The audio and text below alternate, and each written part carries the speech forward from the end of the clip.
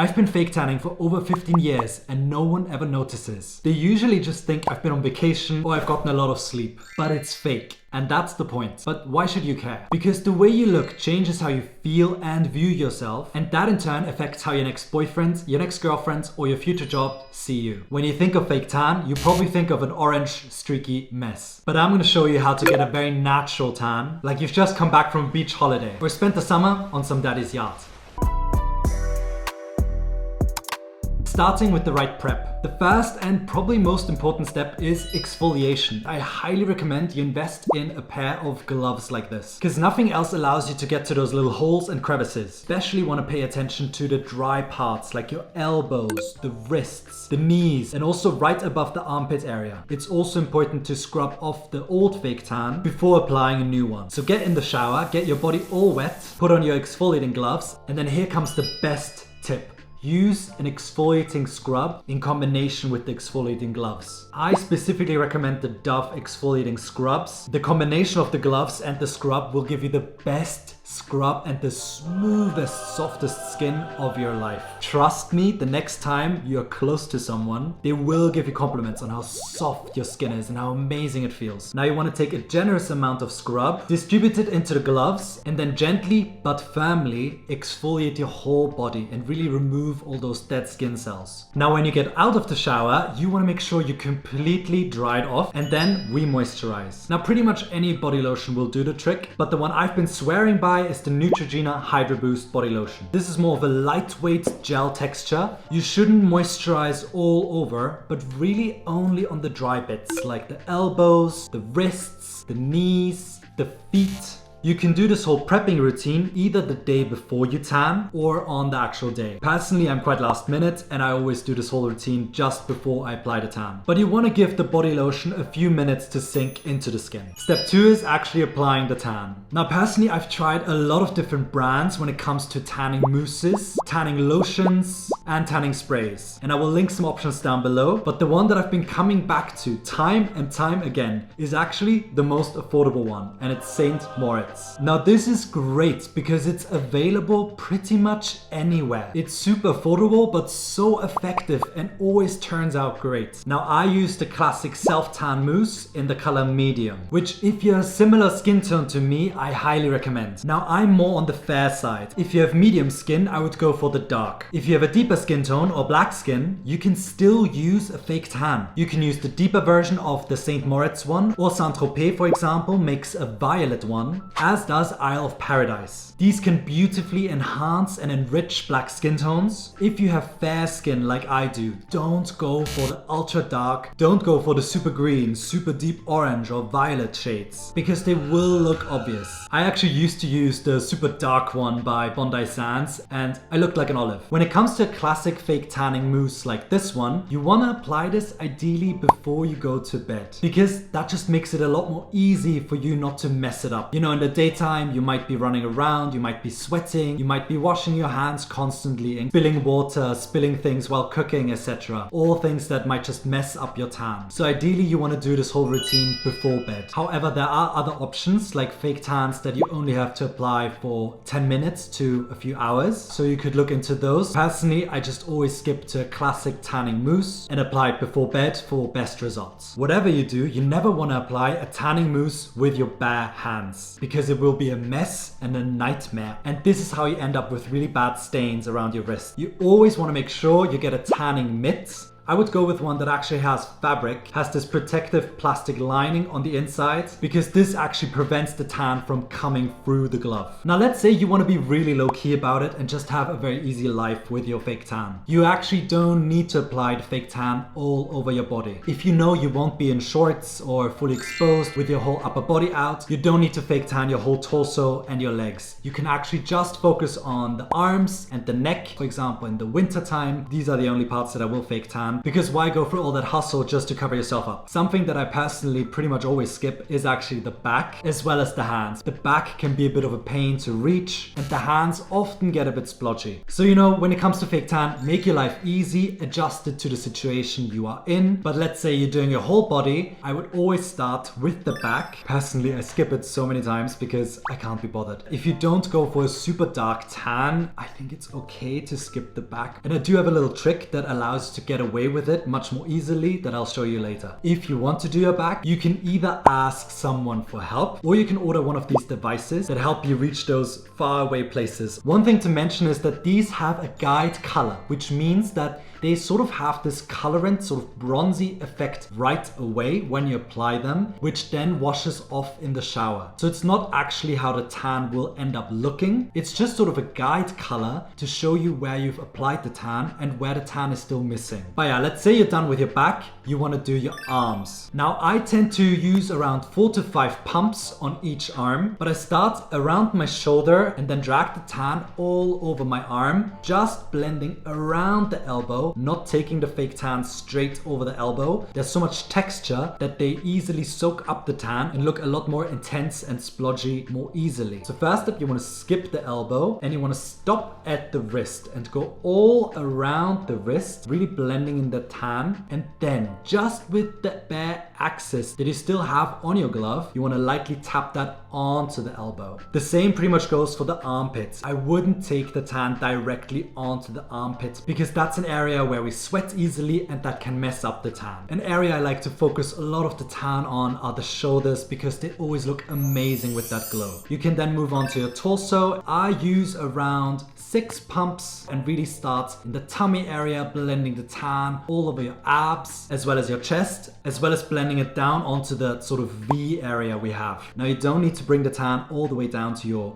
You can just stop where the underwear would start and create that sort of tan line effect, which looks really sexy. And then you want to take a few more pumps directly onto your neck area, really also blending them onto the back of the neck and slightly down your shoulders, as well as onto the ears. Now we move on to the legs. For the legs, I personally use around 7 to 8 pumps because I have quite big legs. So if you have skinnier legs, you can use less. Now the same procedure we did for the arms, we pretty much apply to the legs. So you want to skip the knees at first and go around the knees, take the tan onto your thighs, down your legs, and if you would like to, on your butt. That's completely optional. And then just the excess of the tan, you want to lightly tap onto your knees as well as onto your feet. Again, the knees and the feet are areas where there's a lot of texture, there's a lot of dry skin cell buildup, so really make sure to only use the smallest amount in those areas. You really want to make sure to apply the tan as evenly as possible and just keep blending. If there's still an area that's patchy, just keep blending. It doesn't need to be completely perfect, but yeah, you want to make sure it's as blended as possible. Now let's say you applied the tan all over and you're getting excited. Now one of the biggest dangers to happen is that your hands and your wrists go really streaky. And here's the ultimate trick to avoid that. When you finish tanning your body, you want to take the lotion we used earlier and apply quite a good amount onto your hands and really moisturize and hydrate them. You then want to take a towel from the hands where you have that lotion, rub down onto the wrist to almost blend it into the tan on your arm. This will create a sort of gradual effect. This has been a trick that has been so important to me because it's always the hands. Those streaks we see, they're usually always around this area and they just make a tan so obvious. They're a real dead giveaway. Now it can still happen, and it has happened to me, and it sometimes still happens to me, and that's okay. At least it really reduces the risk. I usually leave it at this. I don't mind if the hands are ever so slightly lighter than my arms, and I still have that little trick that I'm going to show you later to make sure that there's not too big of a contrast. Even if you want to apply tan on your hands, I would do this at the very end of the day when you know you're going to bed, you're not using the toilet anymore, because each time after you use the toilet, you're going to wash your hands, and that would just destroy the tan that you have applied on your hands. Make sure it's the very last thing you do before going to sleep if you want want to put tan on your hands. Now, of course, tanning mousses are not the only option to fake tan. They're actually quite advanced. There's things like gradual body lotions, sprays, etc. that I will tell you about later. As a next step, we want to tan the face. And I have to say, fake tanning the face might not be for everyone, because fake tan in general can sometimes cause the skin to break out more easily. Especially if you're acne prone, fake tanning can be a little bit more of a challenge. I started fake tanning around 15 years old. I used this fake tan lotion. I think it actually contributed to my acne back then. Over a lotion, I suggest fake tanning drops or lightweight serums. Now again, I'm not sponsored, but I just really love these. The St. Moriz face tan drops are brilliant. They're super affordable and they're so easy to use because all you need is your daily moisturizer, and then I personally take 2 drops if I want a very light glow, or 3 drops if I want a more intense tan. Mix those into your moisturizer and then apply them all over your face. I actually skip the nose because my nose gets these sebaceous filaments or blackheads really easily. Whenever I use a fake tan on my nose, I get those. So I actually skip the nose, and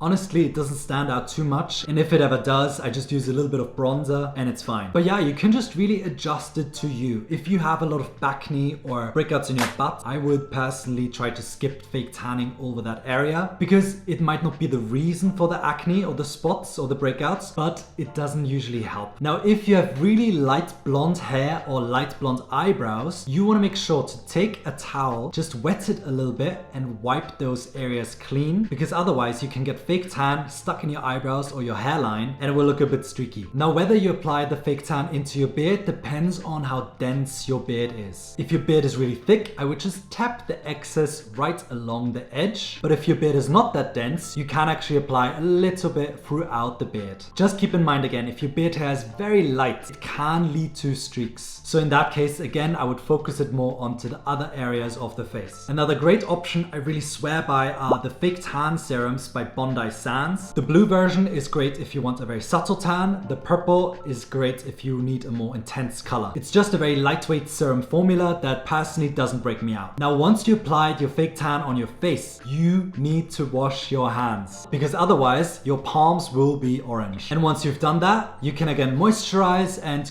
be off to bed. If you however want to tan your hands, you could use the excess that's still left on the mitt and just very lightly bring it onto the hands. But again, usually I skip the hands. I'm just too lazy for that. Plus, I have a little trick that I've been teasing throughout the video, which are keratin supplements. And these I swear by. You know how people say that when you eat a lot of carrots, you get this warm glow to your skin? Well, that's actually true, but you would have to eat a lot of carrots to actually see those almost tanning results.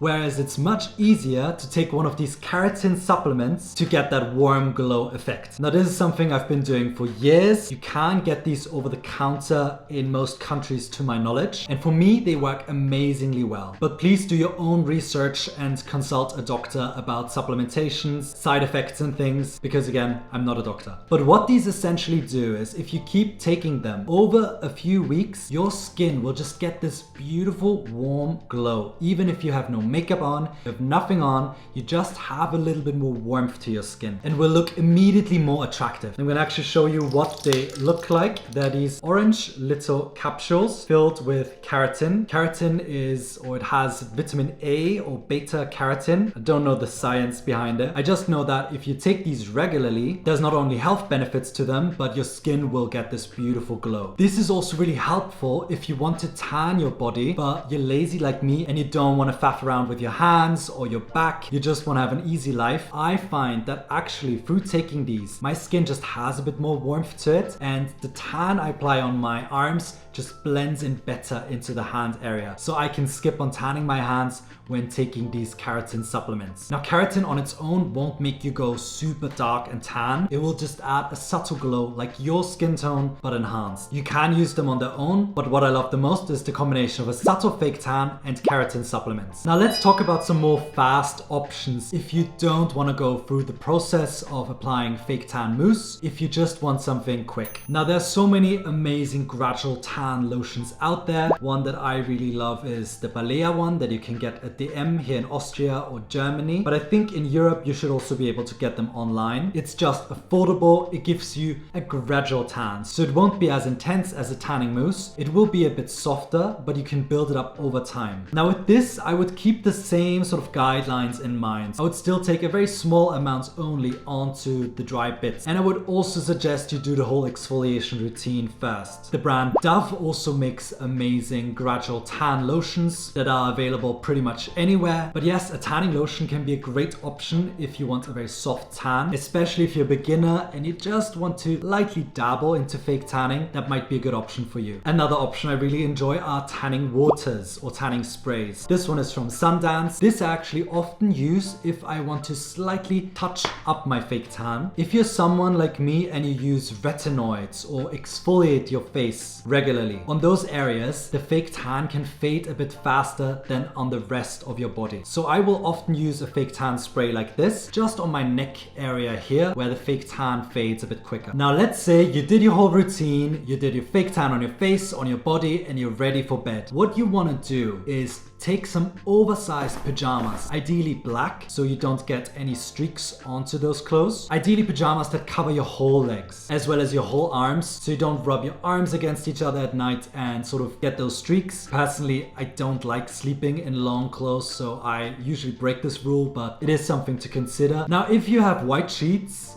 change them. No, seriously, I think white sheets can be an issue because there will be some streaking. If you use a tanning mousse that has guide color, the guide color will come off in your sheets, usually at least a little bit. Now personally, I don't like white sheets in general. I think they look pretty, but they don't feel practical, especially with a fake tan lifestyle. If you have white sheets, usually it should be okay and the stains go out in the wash, but to be very honest, that might not always be the case. So maybe don't sleep in your most expensive, beautiful white sheets when you have fake tan on. I know that might be a drawback for some, so you have to decide if it's worth it to you, but just putting that out there. The same sadly goes for clothing. White clothing and fake tan often don't mix so well. And I'm just saying that from personal experience. So yeah, it might not be for everyone. I do love a white tank top, and I do sometimes love a white t-shirt because it just feels, you know, clean and crisp and effortless and classic. But I just try to avoid wearing those, especially the first few days after applying a fresh tan. In general, I opt more for beiges and off-whites, just so that if I get light streaks onto the clothing, it washes out more easily and it blends in and it doesn't show up as drastic as on white clothing. Now let's say it's the morning after. You get up, you look into the mirror and you feel a bit reborn. You look different. You look like you've been on vacation. Now these are not the final results yet. We still need to wash off that guide color. So first thing in the morning is you want to jump into the shower. Now try to avoid a really hot shower. Go for sort of lukewarm water instead, and really make sure to wash your entire body to get all of that guide color off. Now you step in front of the mirror, fully naked, and you look at your whole body in your full glory and you feel amazing.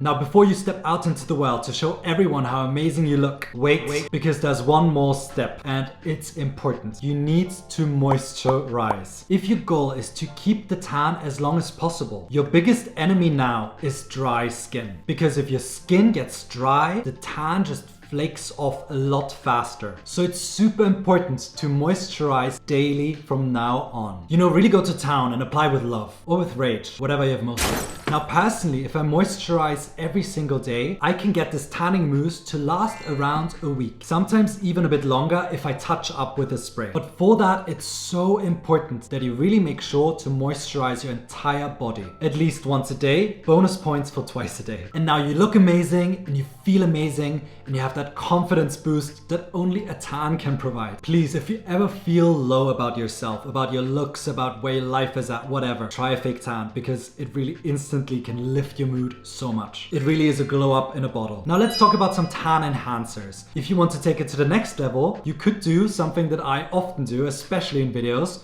which is a body glow. And you know, my go-to is by Sol de Janeiro. I love this body glow so much.